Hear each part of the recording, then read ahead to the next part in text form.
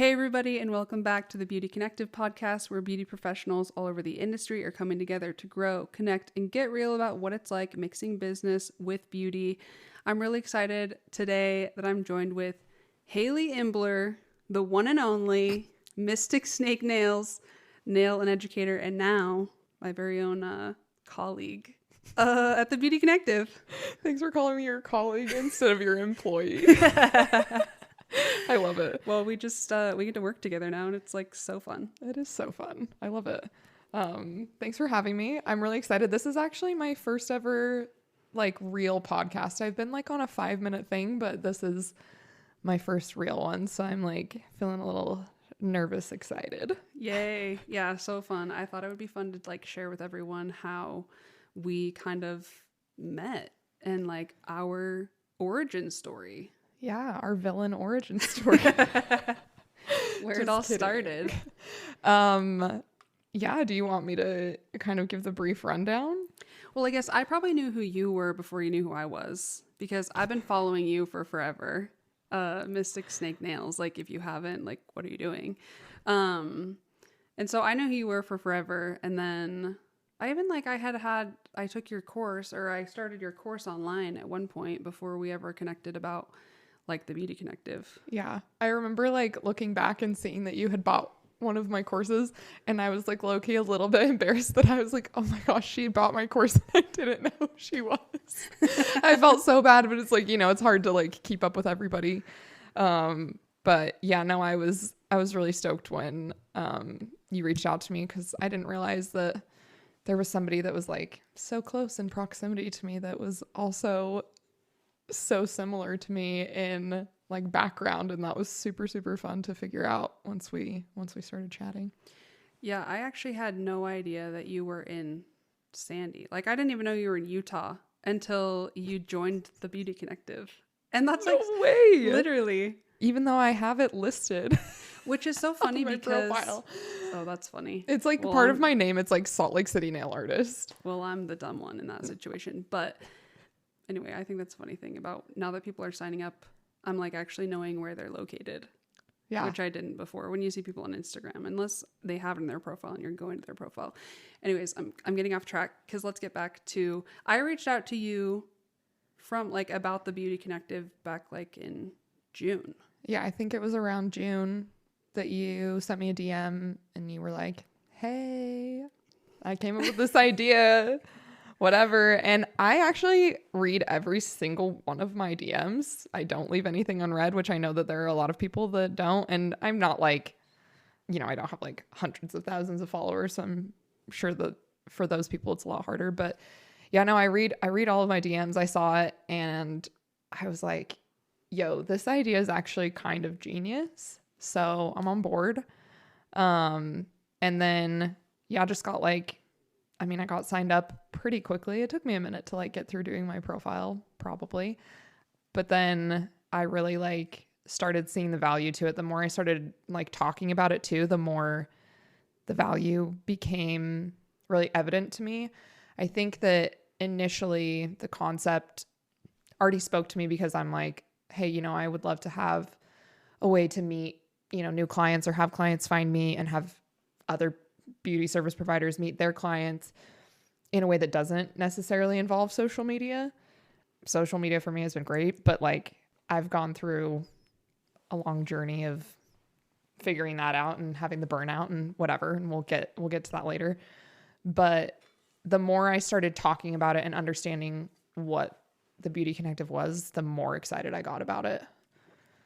Yeah, and so when I initially reached out to you, it was to be an affiliate for the brand. And then I was ready to hire somebody to help with marketing and stuff back in October. And I was shooketh when you reached out and were interested, because I was this is so sick. I already knew that you were so cool and stuff. She would want to work with little old me. And so then we chatted, and that's when we kind of found out that whoa, we're kind of the same person a little bit. Yes. We were chatting in our first interview, and I was what? Who?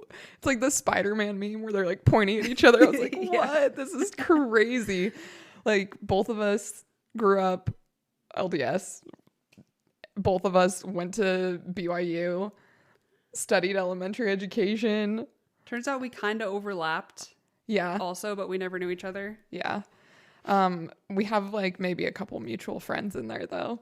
And then you taught, I didn't. Anyway, so yeah, like after I was done, I decided I didn't want to teach elementary school, and I ended up doing some other things. Worked in a law firm for a while, which was super random, but got a lot of experience there, like doing financial stuff and kind of, I don't know, learning how to manage business expenses or whatever, I guess, if you want to put it that way. And then I had started exciting stuff. Oh, so exciting. Like billing clients for lawyers is the best. Everybody should do it. No, it was awful. So during that time, I was trying to figure out what I wanted to do. And I had been kind of painting a little bit on the side just for fun.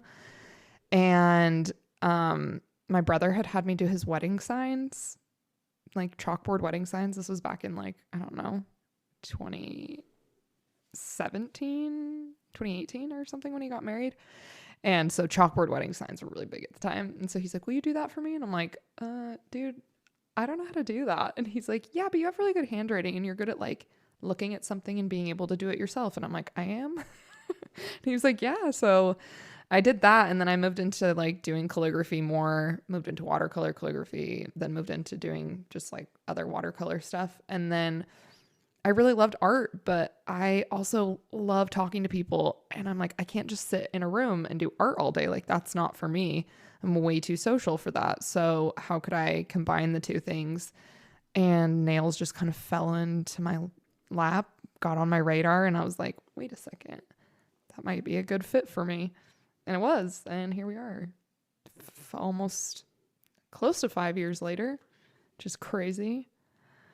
But yeah, no, I mean, and then you had a pretty similar trajectory minus the law firm in between. You just were teaching still.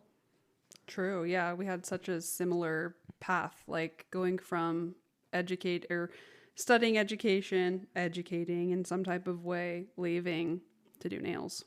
And educating again. And nails. Yeah. Because we couldn't leave it alone. Yeah, because I actually love teaching. I do too. It wasn't that I didn't love teaching. That's not why I decided to not teach elementary school. Honestly, a big part of it was that I didn't feel like I could do enough for the kids. And I was working in a Title I school, and it was just really hard. I felt really frustrated sitting there watching, these kids that are having a really hard time, like have to take computer assessments and not do well. And that's like the measure of their ability. And like that was just I couldn't move past that. That was too hard for me. I couldn't manage it. My empathy levels were too high to get through it. Honestly, very valid. It's really hard. It's really tough. So yeah, I don't blame you there. And I guess both of us had the same thought and landed somewhere that makes so much more sense. Yeah. And is way more fun. It is way more fun. Like I absolutely love getting to know people and sitting across from them and like hearing their stories and being a part of their lives, like, and being able to like help them in the ways that I can. And also at the same time get to like do really cool art. Like that's kind of like the dream. I think it's so fun. And like, I'll never get over how freaking talented you are. Like, and I know I say it all the time, but like, it just really like always blows my mind. Zoom in on my thumb here that Hayley painted. Or you could just insert a picture. Yeah. We always talk about how like different of nail techs that we are. And like, I really like just the process of like cuticle work, shaping, base, all that stuff. And that's like not the part that you love. It's not my favorite. I'm good at it. And I've learned a lot about it. Like I've taken a lot of classes and I like have always wanted to like make sure that I'm doing really good work that way, but that is not the part of the process that I enjoy the most. Like I love being creative and like taking weird inspo photos and like turning it into a nail set. Like, I don't know. That's like my favorite part of it. I just think it's really fun to be able to like be weird and creative that way. which is exciting because that's the part that I don't love. It like that part stresses me out. I'm like not that creative in that way. And so we make a good trade now where I do your The base best trade. and my base, and then you do my art and your art. It's my favorite. I feel like I'm getting totally like the way better end of the deal, but you feel like you're getting the better end of the deal. So That's when you know it's a good trade. you have a good deal. Deal or no deal, deal. Cool. Yeah. So that's kind of how we started. And then, yeah, like when we interviewed, I was just like, we were just vibing and had like a really similar vision for the Beauty Connective. And I was just like, I really was like stoked to start working with you. And like when we did our first, I always think back to when we did like our first filming day, like to make content, like it just felt like we had hung out a million times. I don't know. It was just like so funny. And like, we just had a blast. It was just like, this rocks. Plus for me, it had been like me making content by myself for a while. And so it was just like, this is boring. So it was so fun when you came on board. Making content alone is always hard. Like it's more fun to be able to bounce ideas off of each other and whatever. And I want to go back to like our, like the interview process and just talking to you on the phone about the Beauty Connective, because I remember like a few weeks before I had applied for another job, which nobody get mad at me for that. I was still going to do nails, but I had applied for another job just because I kind of like was feeling a little bit like tired and like wanted something new. But I was feeling kind of sad because I love the industry so much, but I didn't know how to stay in the industry and still grow and do something that I felt like was meaningful that didn't just like involve my own stuff. And when you posted on your story, I immediately was like, oh, this is it. Like I had this like feeling of like, okay, this is like how I stay in the industry and do something that I feel like is meaningful and like has so much potential for a lot of growth and allows me to like use my expertise in the things that I love, like networking with people, connecting with people online, and like creating content, which I know is not everybody's favorite. And it's not always my favorite, but I do genuinely love when I like create good content and it like makes an impact. Like it's still fun for me. Even if nobody sees it, like there are videos that we've made a couple of times that I've just sat there and watched like 30 times in a row because I think that they're funny. And that's like really all that matters when you're doing content. It's like, if you like it, who cares if like the algorithm doesn't push it? Like at least it was fun. So it just kind of like brought together all of the things that I enjoy so much. And with being in the industry for multiple years, as you know, and we've chatted about this, like our bodies, and I'm old. You're a little younger than me, but barely.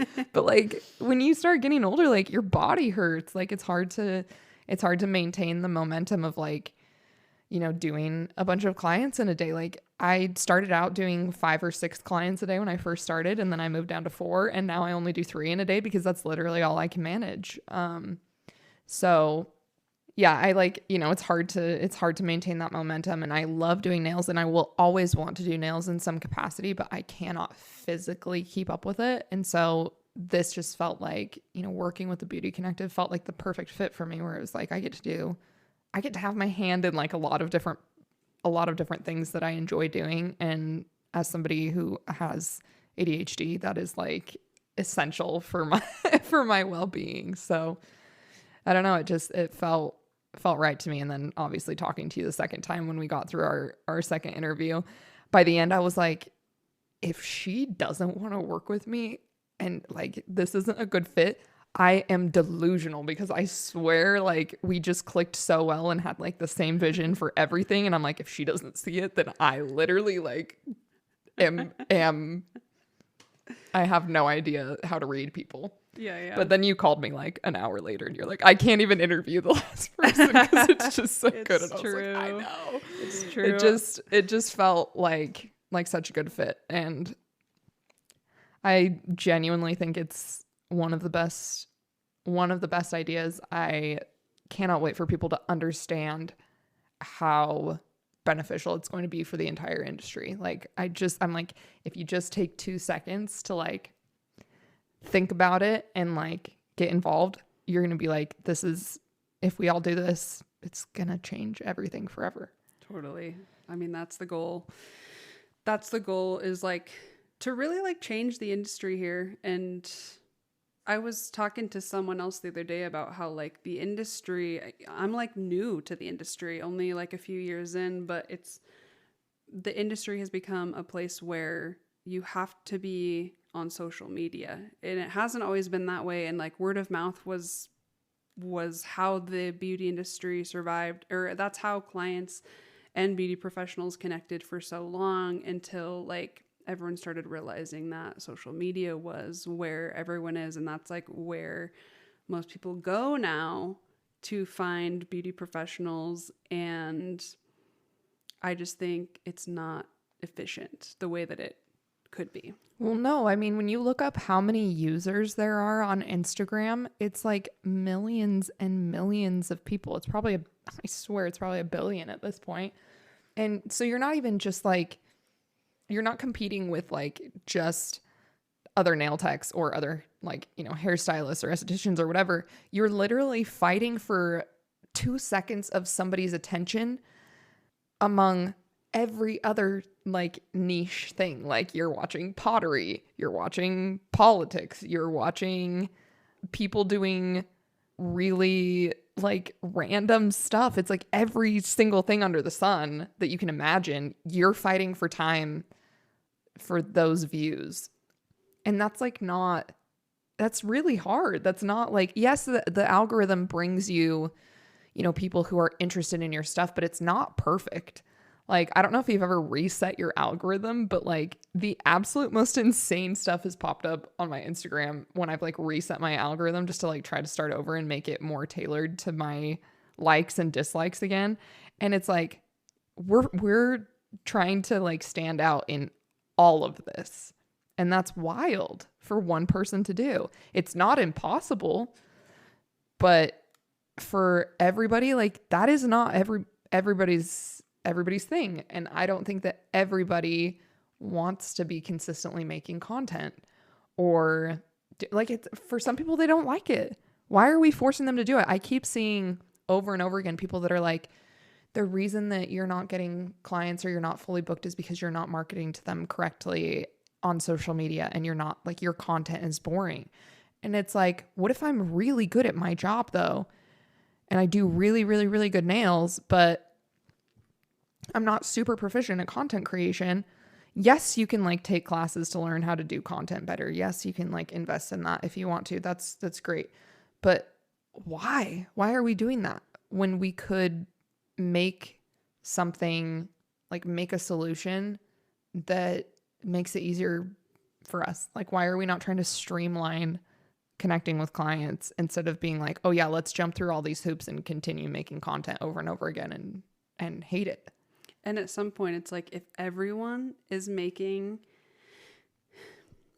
how do I want to say this? But like, if everyone is making the same level of quality content, suddenly the bar has to raise, right? And none of that content will stand out among everybody else if everyone's like suddenly great at making content. And it's just like the messaging that I see over and over and over and over. Like I see this all the time, which I mean, my algorithms show me beauty professionals. That's just like what it is.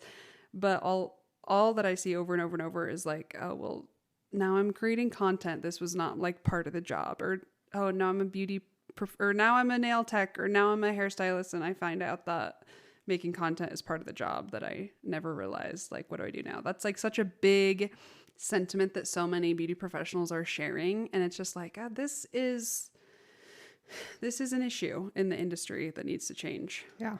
A problem that like needs solving for the people that don't want to do it. I've seen a million times, and I've had, you know, a million DMs of people being like, oh, you know, like you should release a course on like how to create content. I don't want to.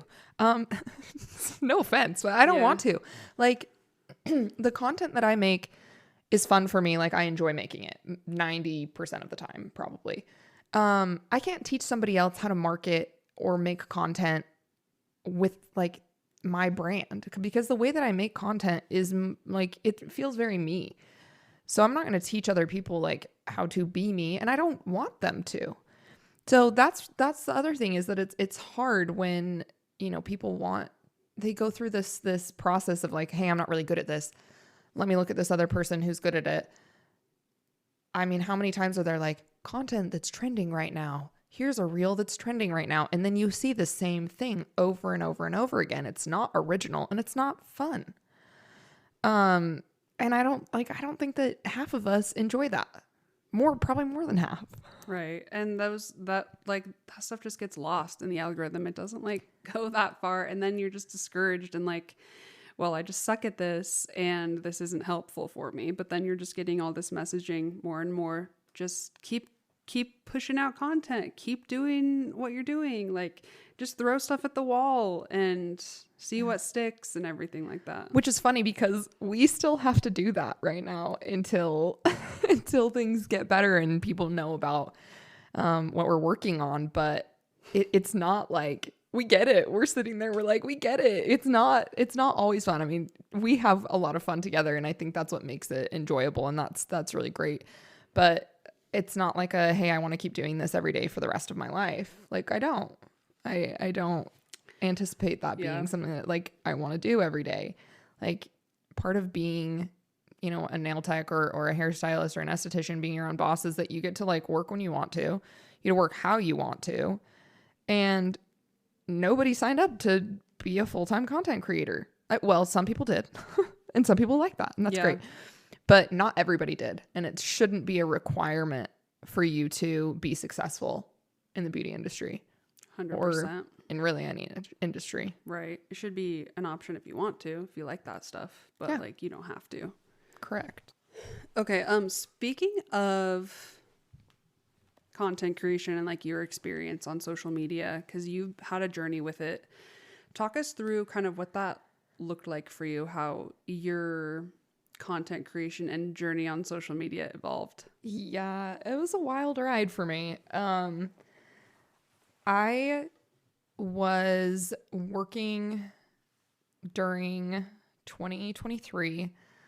I think I had maybe like, I don't know, 1,000 followers or 1,500 followers or something, which was decent. And I had a good clientele, and it was great.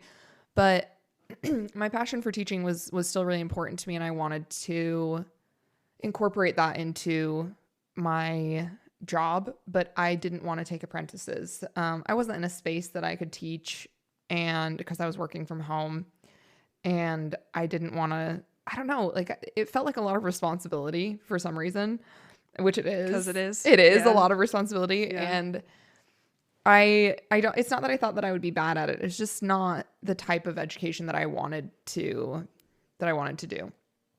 But I had some ideas for some courses and was like thinking about like maybe doing some classes, but I'm like, you know, if I'm going to get into that, I really need to like build up my social media more so that I have an audience for it. And so I just kind of started focusing on what type of content was working the best for me at the time. So I like would go in and I would look, okay, like I made a reel. This one like randomly blew up overnight. Why do I think it blew up? Like would go through that kind of process. And it wasn't necessarily like super well thought out all of the time, but I kind of got into a rhythm of being like, okay, you know, like this is what at least my current audience likes and I like making, so I'm going to keep doing it. And then, you know, I started getting a little bit more popular, a little bit more known. And by July of 2023, I think I was really close to hitting 5,000 followers was where I was at. And that was kind of like my goal. I was like, I really want to hit that. And then I did. And then I went through like the most wild breakup of my life. And I totally like lost my mind. I lost so many things that I like thought I'd wanted. And I went into this like mode of, okay, well now I have to do everything for myself. I have nobody else to rely on. So I'm going to do it. I'm going to do it good. And I'm going to prove everybody wrong. No shade to my parents, but like they, at first when I was like deciding to be a nail tech, they're like, I don't know if that's like really the best job, you know, like you're not going to have benefits and whatever. And it's not like really a real job. And I was like, I'm going to prove everybody wrong. And so I just kind of went like gung ho, and I genuinely was like working all the time. I threw myself into it because it was the only way that I could cope with everything else that was going on in my life, which is not super healthy. I will admit. So I don't suggest that anybody else do that. But it ended up working for me. And then at the time I had kind of found a product that I really liked. I had noticed that everybody had been airbrushing, and I was like, something about airbrushing just doesn't really sit right with me. And I started doing more research, and I found a girl that was like a scientist, and she was like, hey, this is why airbrushing is not safe. And I was like, oh my gosh, I have to stop doing that. And I need to tell everybody else to stop doing that, because they're going to end up with like COPD and a million other things, like inhaling stuff. I just literally had a flashback memory because I was like at one point wanting to like get better at like aura looks and stuff, and I had posted on my stories, and I was like, what should I do? Like, everyone weigh in, like, what's the best way to get the aura look? And I remember you responded to me and you were like, for the love of God, don't use an airbrush. Did I really? Yeah. You're like, use pigments, and like that's when I came across your course. Yeah. So that's like kind of what got me into figuring out like how I wanted to educate and whatever, because I was like, I want to teach people how to use products to make like designs that are trending, or designs that they like, want to make. But I want to teach people how to do it in a safe way. I want to teach people how to do it the correct way. I want them to learn how to use the products. I want them to know all of like the information that they need, so that then they can do like go out on their own and do stuff. Like I didn't want to just do tutorials. Like that didn't feel right to me. So anyways, going back to like the pigment airbrush thing. So I started using pigments. I had found this company, and I like kind of started talking about them, and it kind of made them get a little bit more popular. And so we talked to each other, and they were like, hey, we'd love for you to be an ambassador. Also, if if you want to include us in your course, or if you're going to do a course, whatever. And I was like, yeah, I was planning on, and I was working on it for months. I did so much work on both of my main courses that came out. And that like really helped me to take off in the industry, because it was something that really nobody was doing at the time. Like everybody was airbrushing. I was starting to talk about pigments, and then people caught on. I was pushing the product because I'm like, hey, I want everybody to be safe. And then I created a course on it, and it was something that everybody needed. And that really helped me. I got really good at pushing content that was promoting like my courses, but also promoting not using an airbrush and using pigments instead, like that kind of stuff. But actually, before my course even came out, I think I hit 30,000 followers. So like in that time, I'd kind of like pushed a lot of hype. I had like kind of found my rhythm with creating content, where I knew before I posted something that it was going to go viral or be really big. Mm-hmm. I would like sit there and I'd be creating, and I'm like, can't wait to see this blow up tomorrow. Yeah. And it would. And it was kind of wild.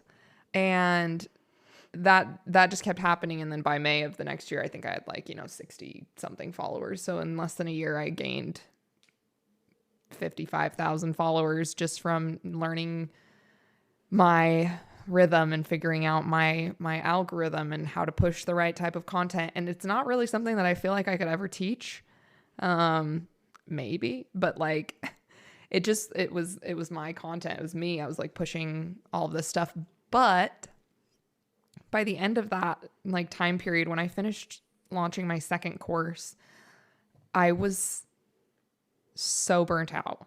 Like I got to the release of my second course, and because my first course had done so well, I ended up getting like 50 sales on the first day of launching my second course, which was insane. And anybody that was on my close friend story at the time knows that I got on and I literally cried, because the year before I had gone through so much horrible personal stuff that it was it was absolutely wild to me to like have that kind of support. But I will say that like getting to that point and then hitting like oh, now what do I do next? Because the things that I had planned, I've done now. So now what do I do? And I kind of fell into this weird lull of not knowing what was next for me, not knowing where I fit in. I didn't feel like I had something that people wanted. And that was a really bizarre space to be in after I had been so relevant. And I think that it's sometimes talked about, but not enough, where riding the social media high and then having a fallout and having, you know, your content start absolutely tanking is kind of awful. Like, it does not feel good. Your brain gets used to like all this dopamine of, look, I got 1 million views on this post. Look, I got this many likes. I got this many followers. And then out of nowhere, it starts slipping, and it doesn't even feel like, oh, like that's fine. It ebbs and flows. And maybe I'm intense about it. But for me, it was like, oh, people don't care about me anymore. I don't matter anymore. Like, I don't have anything that anybody wants. I'm not relevant anymore. And it threw me into a crazy like burnout depression with content. And I didn't want to create anything because I didn't know what people wanted to see anymore. And every time I like thought I knew or thought I was going to put something out that was fun or interesting, it flopped. And it like made it like, I mean, it blew up like my confidence. And I don't think that that's healthy for people in general. Like we were never meant, in my opinion, we were never meant to have ourselves in front of millions of people. Like, even trying to comprehend what that looks like, talking to people being like, oh, you have like, you know, 58,000 followers now, whatever. Like, that's crazy. And then you look up how many people 58,000 is, and it like fills like multiple stadiums. And you're like, I can't wrap my brain around being in front of that many people and them all being like, hey, I care about something you did. Like, that's crazy. Mm-hmm. So it like makes you feel weird when then you're like not getting that. And it's like, I can still get 20,000 views and I'm like, oh man, 20,000, like that's nothing compared to the millions I used to get. Yeah. And it like inflates your sense of, and I'm not trying to say that I thought that I was really cool, but it just like gives you this weird expectation of, oh, I'm always going to have this. And then you don't. And it feels really weird. So yeah, I went through a crazy burnout phase, and I think that content creation now, like looking back on my experience with it, having gone through all of the highs and lows of it, I think that it's really important to create things that are meaningful to you and that mean a lot to you, and not worry about whether or not other people see it. Like, it's about you and the things that you care about. Who cares if somebody unfollows you if they don't like something that you posted? Like, it doesn't matter. What matters is you like creating relationships with people in your direct circle. And you know, I've made a lot of really good relationships with nail techs and other professionals like outside of Utah from social media. And I'm so grateful for those connections. Like, I think that's been really, really fun for me. And I think that that's what social media should be for. But yeah, it's not about being famous or being viral or whatever. It's about creating genuine connections with people. And I think that's what spoke to me so much with the Beauty Connective, was that I was going to be putting myself in a place where we are trying to connect people with clients that they really vibe with. And that's all I ever really wanted when I started out. Education is a different story, but I think that's like what I enjoy the most, is connection. It's not the content, it's not the money, it's not the fame, it's the connecting with people, because that's kind of like what I feel like the purpose of life is like making good connections. Anyways, that was very long-winded. No, yeah, it's so eye-opening because I feel like on the other side of watching people create content and like blow up and gain a big following and everything is sort of this idea that like once you've reached a certain follower count or like once you've, you know, I don't know, had content that goes viral or whatever, like you've made it. And it's like, you know, you have different opportunities or whatever. It's like just kind of like this, oh, how did they do that and how did they get big? And such a focus is like nowadays, I think, is people wanting to go viral, wanting to gain a following. And it's almost like, what for? For what? Like, what is the end goal of that? And so the perspective that you bring because of like your experience, like you've been on both sides, like you've been there and feeling like, I mean, not feeling like, but having real growth on social media and like knowing what that is like and everything. And then kind of, is it fair to say like losing it? Like, yeah, I mean, I think that's fair. It was just like, it kind of disappeared. Yeah. But it was because, again, I mean, you just brought this up. I didn't have a purpose for growth anymore. Like my initial want to grow mentality was like, I want to reach people so that I can help them. I want to be able to teach them this and that, but not having that afterwards, like not knowing, okay, like I don't have anything now that I have to offer people. And it's not that I didn't, it's that I just, you know, didn't have a focus. And so I think a lot of people want to grow just to grow. They're like, well, I wish I had 60,000 followers. Why? Who cares? Doesn't matter. Half the people don't even see my stuff anyways.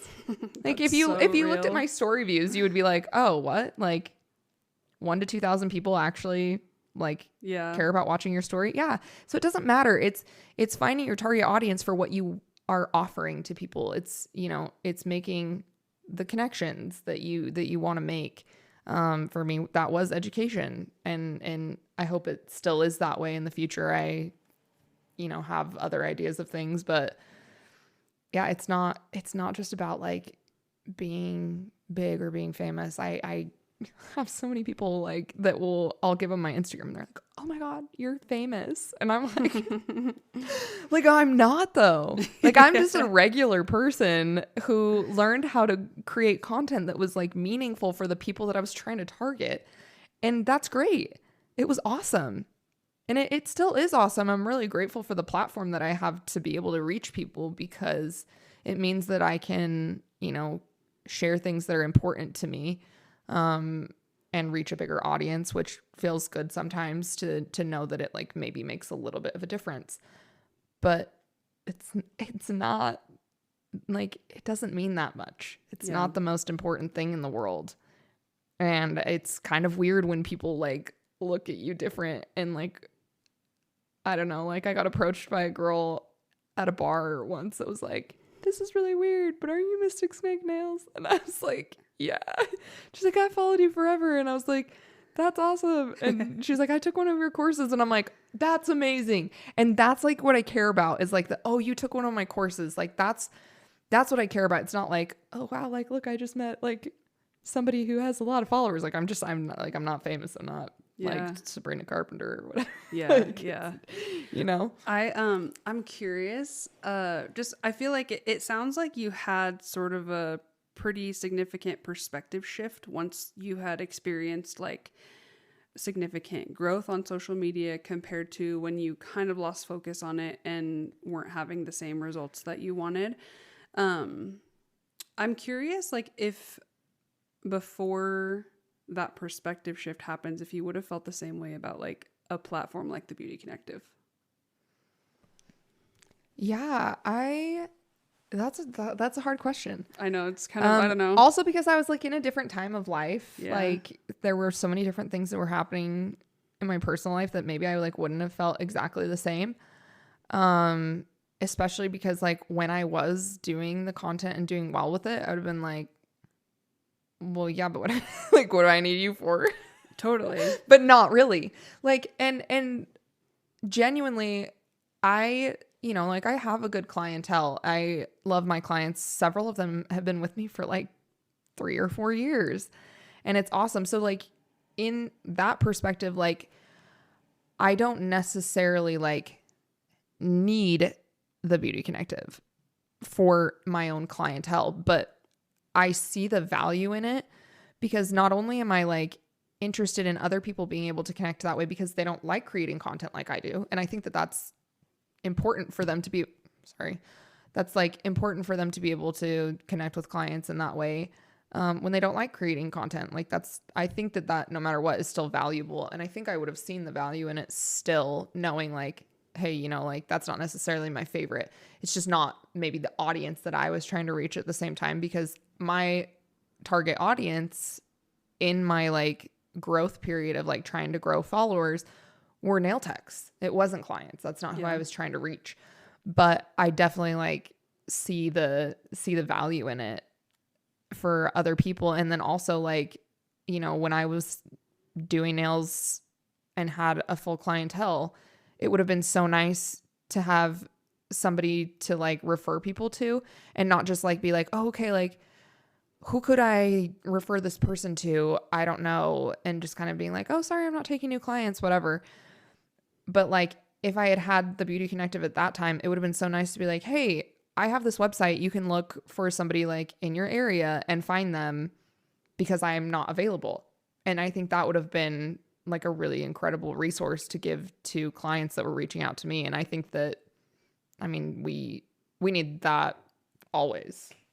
Totally. And that's such a silly question that I asked you, but like, I almost try to just like get in the minds of people who are having success on social media. And like, I almost feel like when you've done it and had success, it's like, well, the best way to get clients is through social media, you know, and like that kind of being the perspective, because it's like, if I do it, anyone can do it. Yeah. I don't know if I really necessarily ever felt that way. I think that I got really fortunate, like meeting people through social media, but a lot of my clients referred their friends to me and then they became clients. Like a lot of it was still referral based, like during the time that I was on social media, but I got most of my clients when I had like under 1,500 followers. So I don't think that being big on social media was necessarily helpful for me, like getting a clientele. But again, that could just be because I wasn't looking for clientele while I was in my growth period. Like I was looking for other nail techs, so it's just not my audience. Yeah.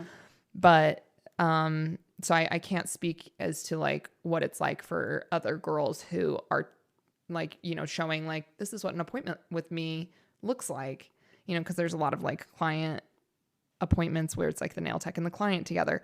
And that's more client, you know, like focused content. And that's not what I was ever creating.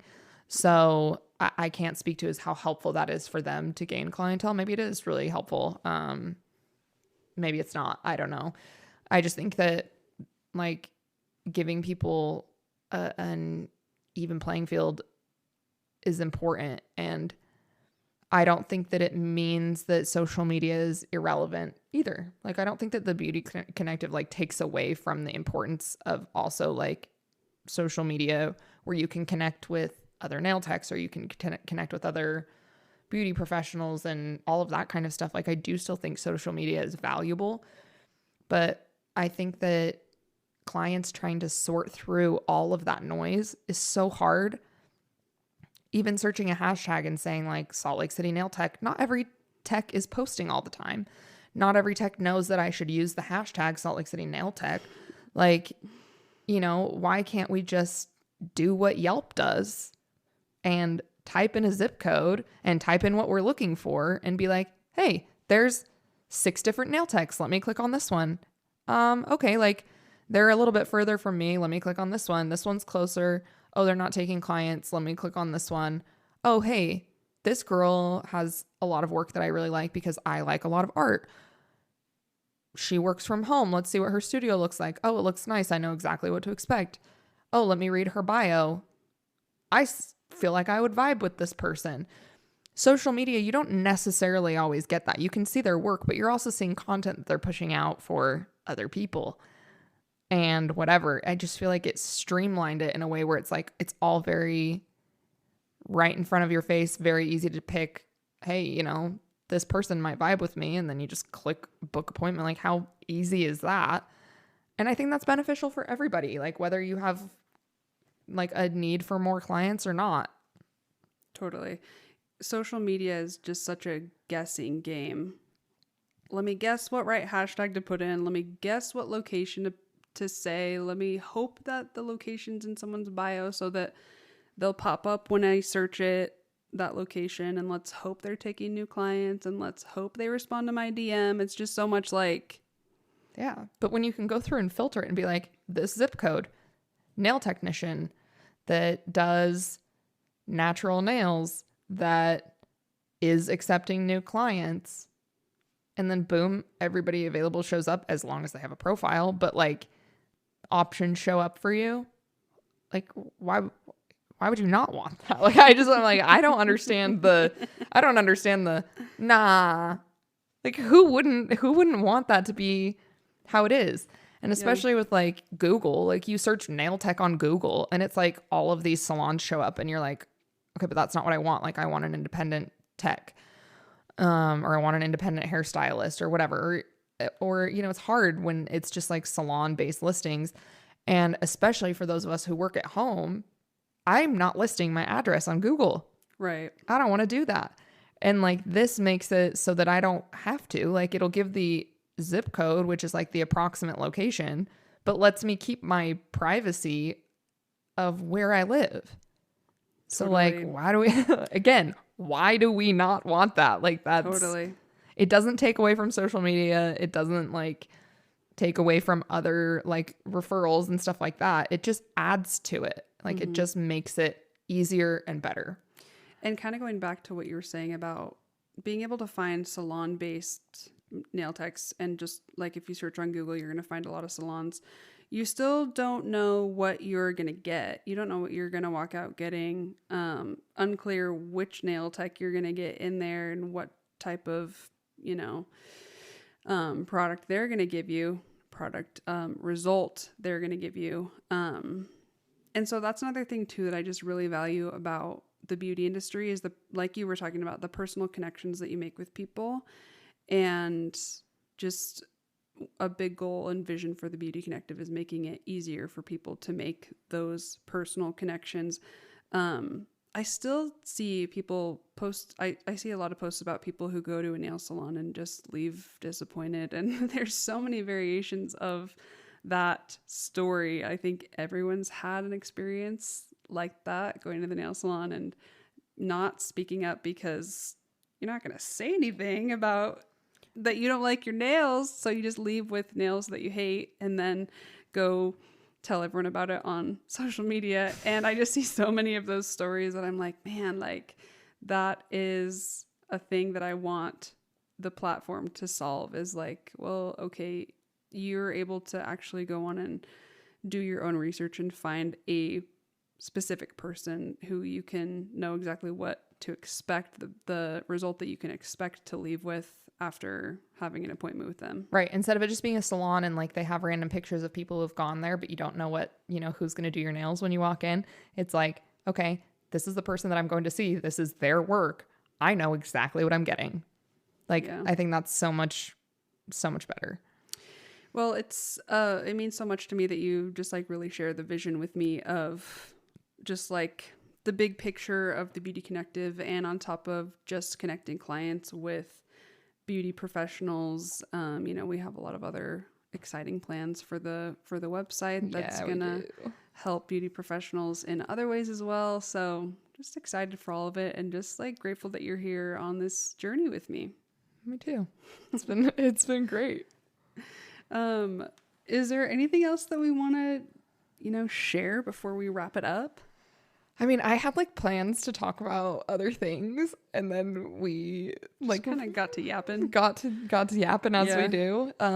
But we can definitely do another episode in the future and talk a little bit more about like education and that side of things, because I do think that like that's an important topic to cover, especially as like educators ourselves. And when I say educators, I mean we literally have degrees from universities in education. Yeah. So we're not like the normal, like, self-professed educators. Like, we learned how to teach other people. Right. So I think that would be, great for us to like dive into that a little bit more. But I appreciate you like letting me yap. I'm such a yapper. I like have 5 million things to say always, but it's been really good chatting, even though we chat like every all day. the time. Yeah, I know. No, this has been really fun. You are such a social person, just to like speak on that note. Can I tell my favorite story about Sure. us? Go ahead. That's happened to us. I don't even know what you're going to say. I'm like kind of nervous, but go for it. Okay. Oh no, wait, is it what I think it is? I'm going to let her tell it anyway. Okay. If you need me to cut it out later, we can. But we did some content creation at my apartment complex. I knew this is where this is going. It's my favorite story about you that I've experienced with you so far. So we were filming at my apartment complex, and we had gone up like to the roof where there's like this clubhouse area. And it was probably just like a random Tuesday at like 9 a.m. or something.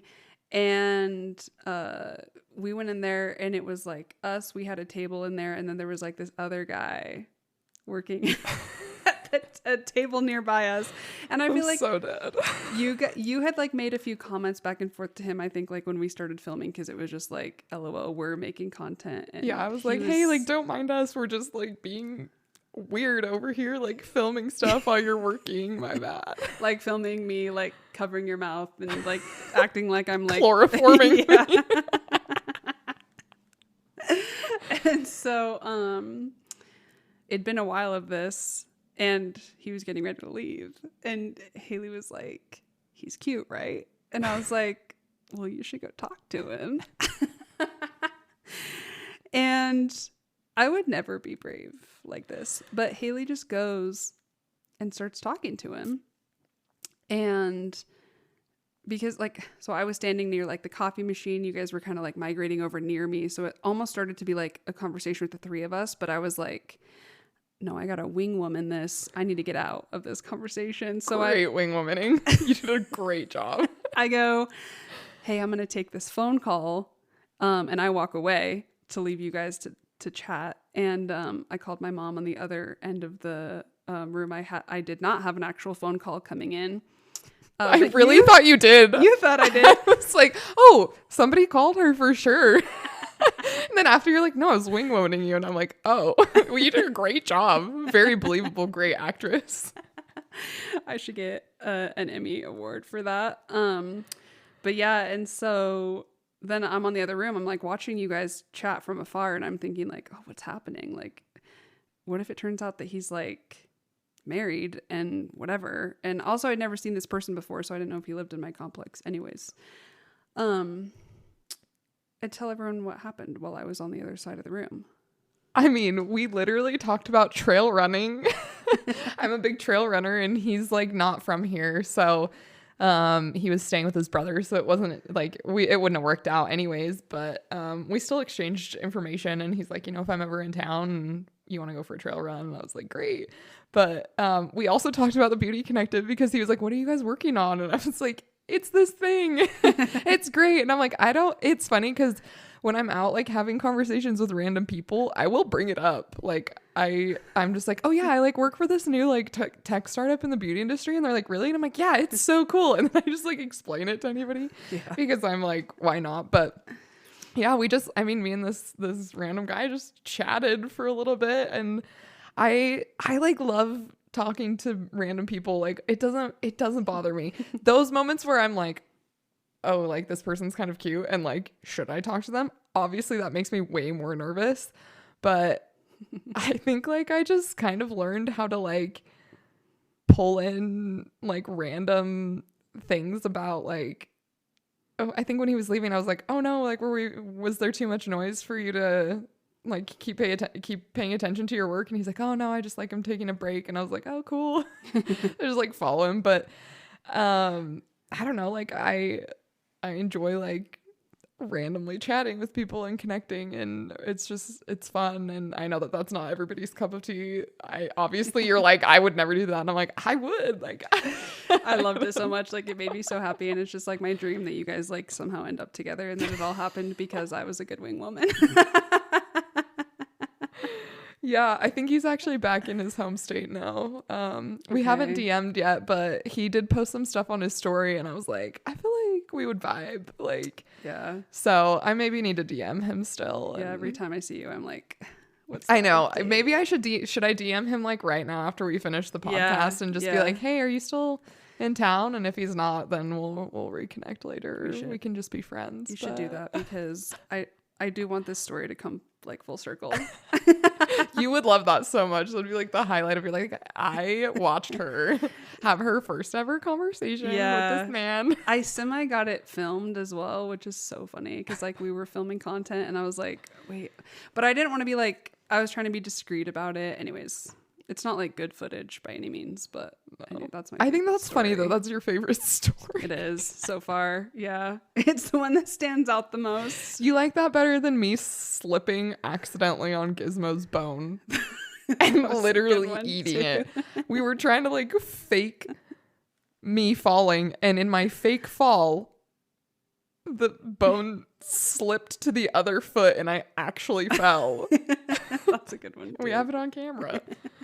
I mean, that's one of my favorite things that's happened. I've watched that video so many times. Yeah, makes me giggle every time.